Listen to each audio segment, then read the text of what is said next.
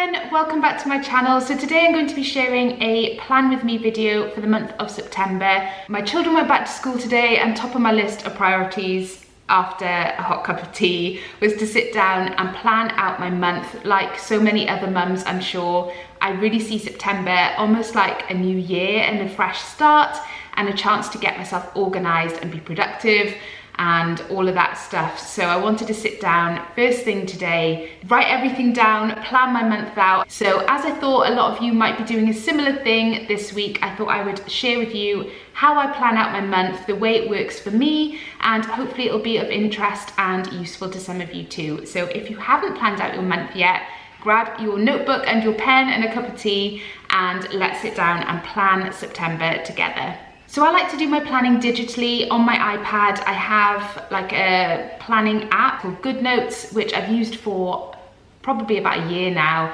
I find it really good. What I like about it is that I can use it on my iPad and then send it to my iPhone, to my husband, on his phone, my kids. I don't tend to do that. I just generally use it for myself, but I could share it with my family if I wanted to, or if there's a particularly busy week that I need them to be aware of, I can just send it to them by messenger, and it just works really well for me. So I do tend to do most of my planning on that, but I do like to make handwritten to-do lists and notes as well throughout the week, which I'll then transfer into my monthly planner. So that's how I like to do it. I'd love to know actually how you plan your month, so do let me know in the comments below how you do it, whether you're a pen and paper kind of person or you like to do it digitally. I'd love to know, let me know. So I plan my month out in stages, and the first thing I like to do is to go through all my emails, messages, WhatsApp, school calendars, that kind of thing, and pick out the things that I need to make a note of and that I need to put into my planner for the month. So once I've done that and I've inputted that information, I know that I'm not going to forget any important dates. For instance, Aiden has a superhero day next week in school where he has to take in an item to wear in addition to his school uniform, and that's the kind of thing that I would typically remember the night before if I didn't write it down in my planner. So now that's in there, I can relax, I know I'm not going to forget it, and I can even set a reminder. So that kind of thing just is a real lifesaver for me when I've got 4 kids to remember all their important dates and all the things that they need. So that is the first and probably most important stage of my planning for the month, is to make sure that all my kids' dates and events and commitments are logged in the planner so I can't forget any of them.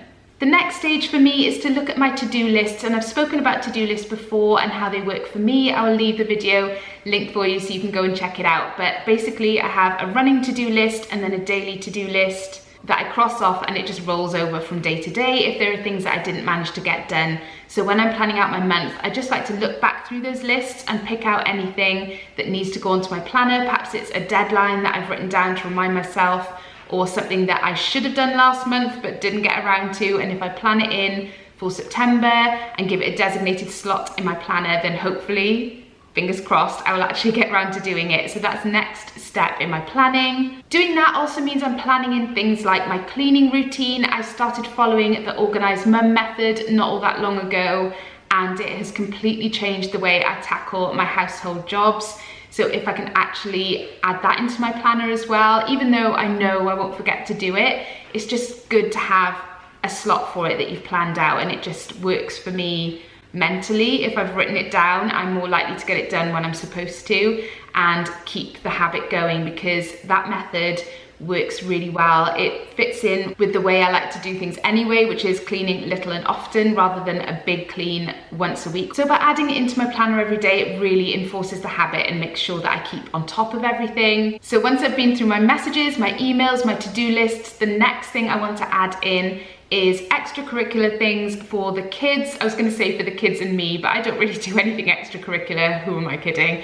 But mainly for the kids. So they're after school clubs, things that they like to do, like Dylan and Merrin do a drama class, Merrin goes to guides, Aiden goes to Tangsu and Beavers. So all these things need to be factored into my planner so that I know where I'm supposed to be and where they're supposed to be at a specific time. I also do some things with Marnie during the week now that they're back in school, like a ballet class and gymnastics. So I want to plan those in as well, because there's so many times and dates and pickups and drop-offs to think about that if I didn't have them written down, I just get myself in a right knot. So I'm going to write them all down, make sure they're all in, and it's really hard in September. Because you haven't been doing those things or thinking about those things over the summer, I find it quite difficult to get back into the flow and writing it all down and make sure it's there. Every day when I look at what I've got to do, that really helps me to just remember where I'm supposed to be and when and where they need to be. One thing I've just started doing this month that I haven't really done before is looking to the month ahead. So looking to October. We're actually going away in October, so I've got quite a lot of things I need to think about now rather than waiting until the end of September. So I just like to have a quick look and a quick think about what is coming up that I need to consider sooner rather than later. So that for me this month, that just means thinking about things that I might need to order now that we will need for holiday. I had to renew the kids' passports, so that's been done, but I haven't received them yet, so I need to track the applications, things like that. Just make sure that I've got everything sorted this month rather than leaving it to the last minute and panicking when October rolls around. So that's something that I'm accounting for this month as well. Even though I don't have many extracurricular activities for myself to consider, one thing I do want to plan in is some exercise and fitness things, because I started doing the Couch to 5K 6 weeks ago with Merrin and we've really enjoyed it. It's been so nice to do something together and to get out for a run in the morning or the evenings with her. Really enjoyed it.